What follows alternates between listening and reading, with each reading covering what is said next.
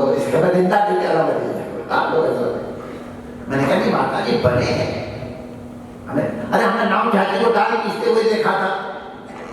अरे वो तो मौड़ी के लिए बना रहे हैं।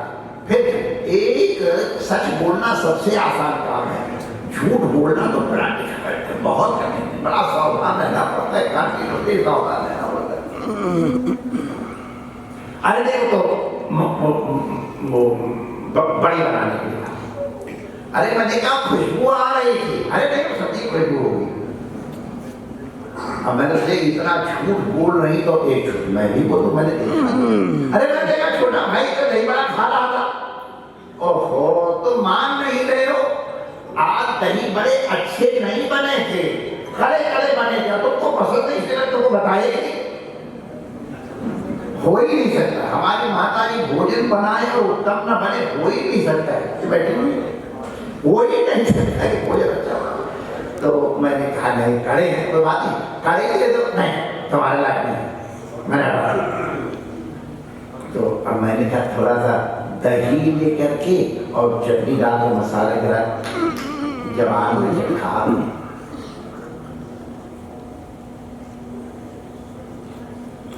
1000 नहीं थोड़े कम होंगे बहाने बनाए, लेकिन मेरी सगी मैया ने मुझे बहुत प्यार करने वाली जिनकी उदारता पूरे गांव में प्रसिद्ध थी, हमको दही बड़ा प्रमोद देखने तक। अब हमारे ऊपर क्या बीती होगी, रोया भी नहीं जा और थोड़ी देर बाद बड़े प्रेम से मुंह की दाल का पानी वो भी बिना छौंका हुआ ला के कटोरे में ले लियो, ये पी लो। दही बड़ा की मैं कल्पना कर रहा हूँ 6+6+6+ और वहां मुंह की दाल का पानी लियो सुनको। अब बताओ क्या हालत होगी। ये सब माताएं बैठी हैं, जितना मैं दही बड़े के लिए तड़पा और दुखी हुआ होगा, मुझे विश्वास है अब मेरी माता उससे कहीं ज्यादा दुखी हुई होगी। अरे यार इस बेटे को दही बड़ा दे दे, अरे बेचारा माँ कर रहा है, माता हमसे ज्यादा रोई होगी, लेकिन हमको दही बड़ा पिया नहीं है। डॉक्टर मेरा बहुत प्यारा तपस्वी बैठा है, तपस्वी मेरे टाइफाइड का रोग था, माता अगर दही बड़ा दे देती तो ये उनकी कृपा होती माय डियर कि उनकी कुछ और कृपा के अलावा माँ का स्वभाव कोई दूसरा नहीं था।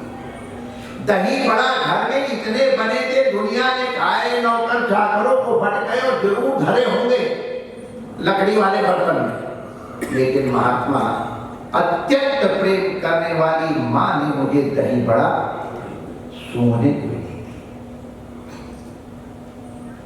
एक और है, ये घाव मेरा बड़ा बढ़िया फोड़ा हुआ था हमारे, बहुत बढ़िया, इतना दर्द होता था इसके ऊपर था और मैं दुखी तो था ही।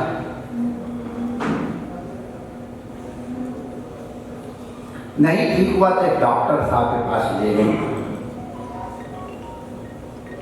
और डॉक्टर साहब ने कहा माता जी ये तो क्या वर्षा, यहाँ पर कोई एक मसल होती है तो वर्षा कहते हैं क्या, क्यों डॉक्टर यहाँ की मसल क्या बोलते हैं, वर्षा कहलाती है ना एक नसल। अरे तो वर्षा के ऊपर है तो इसको तो चीरना पड़ेगा।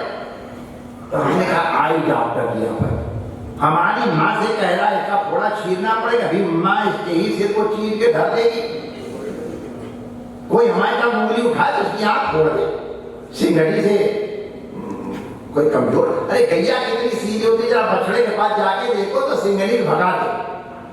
तो मैं तो डॉक्टर की आफत आई है तो, लेकिन मैं जब देखा तो माता ने कहती अच्छी बात ऐसा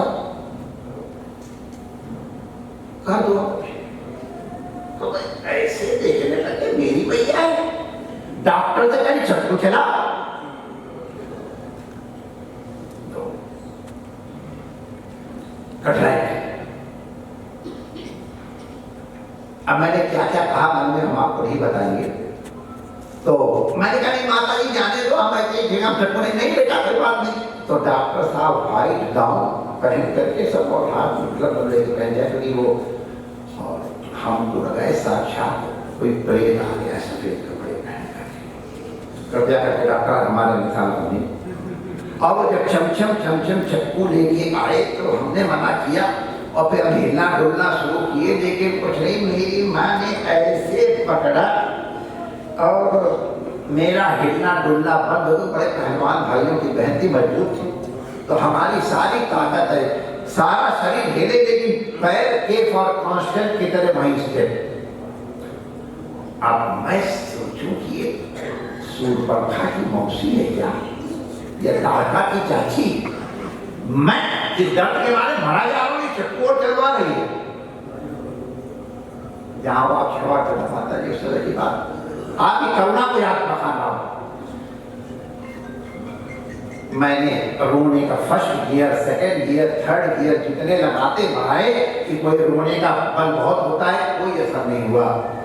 मैंने देखते देखते मैंने ऐसे आगे कर दिया, डॉक्टर ने ऐसे किया हमसे चिल्लकों जो सबसे हाईएस्ट लेवल की थी, और जब दबाने लग गया ऐसे करके अभी मेरे दबों में खड़े हो गए, मेरे मुंह से आवाज निकलने लगी।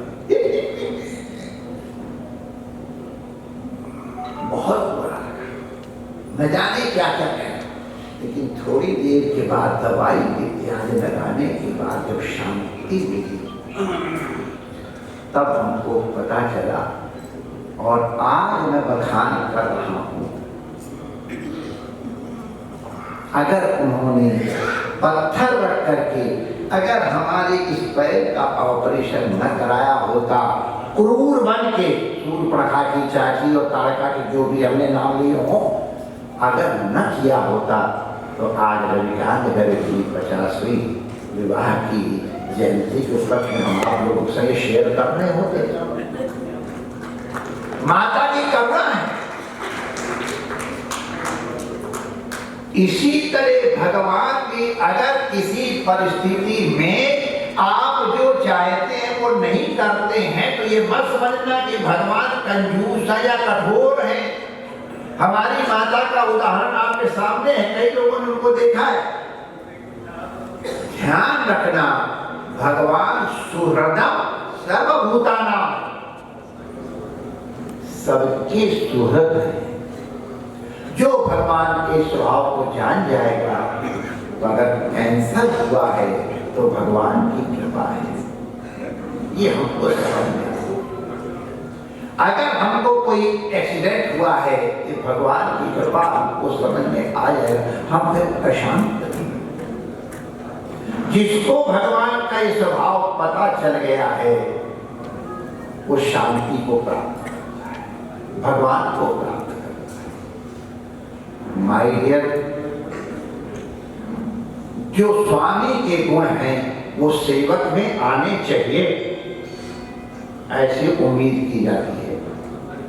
अगर कृष्ण का ये स्वभाव है तो अगर कार्ष्णी में ये स्वभाव नहीं तो काहे को कार्ष्णी होगा। इसलिए सुहृदम सर्वभूतानां, राजनीति सर्वलोक महेश्वरम, लेकिन फिर भी सुहृदम सर्वभूतानां, चाहे व्यापार मंडल हो, चाहे अग्रवाल मंडल हो, चाहे विद्यार्थियों की बात हो, मंदिर हर जगह सबके लिए अगर है तो ये कृष्ण की भक्ति है। राजनीति कृष्ण की भक्ति के लिए करना है। लाठी खाते समय कृष्ण का स्मरण करना है।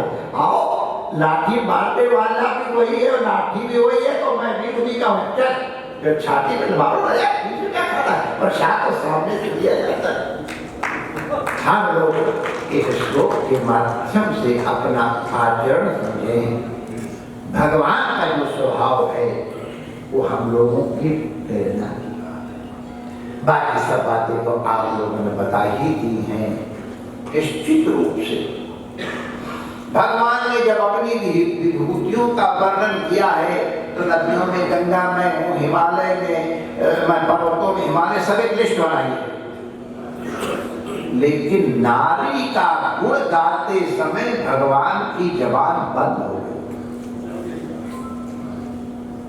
कि नारियों में मैं कौन हूं, तो भगवान ने कहा हर नारी मेरा रूप है, हर नारी में 6 रूप से रहता हूं और जगह एक श्री वाग इत्यादि। तो इसीलिए हमारे यहाँ यज्ञ नार्यास्तु पूजन्ते रमन्ते तत्र देवता, जहाँ नारी का सम्मान है आज वहां पर देवता रहते, माने वहां सुख और शांति बरसती है। हर नारी में, बिगड़ी से बिगड़ी नारी में भी भगवान की 6 विभूतियां रहती हैं, भगवान उनमें विराजमान हैं। तो भगवान की विभूति के रूप में हम अगर भगवती मीरा के दर्शन करें तो बिल्कुल ठीक है। हम भगवान के शब्दों का ही आप लोगों के सामने प्रमाण दे रहे हैं। जो बताया कि रात को 2 बजे आ रहे हैं और अब अंदर क्या हो रहा है वो तो वो जाने उस समय, लेकिन चाहे अंदर क्या हो रहा था अरे मैं बनाते गुजरा तो घर में क्या हुआ है बता नहीं सकती कि हुआ है। इतने जने आए हैं सेवा वाले, उनको खिलाकर फिर अकेले में प्राइवेट में आज ये हुआ है, तो बताने का टाइम मिलता कि नहीं मिलता हमको मालूम नहीं। निश्चित रूप से हम आपके साथ सहमत है कि मीटिंग चाचा के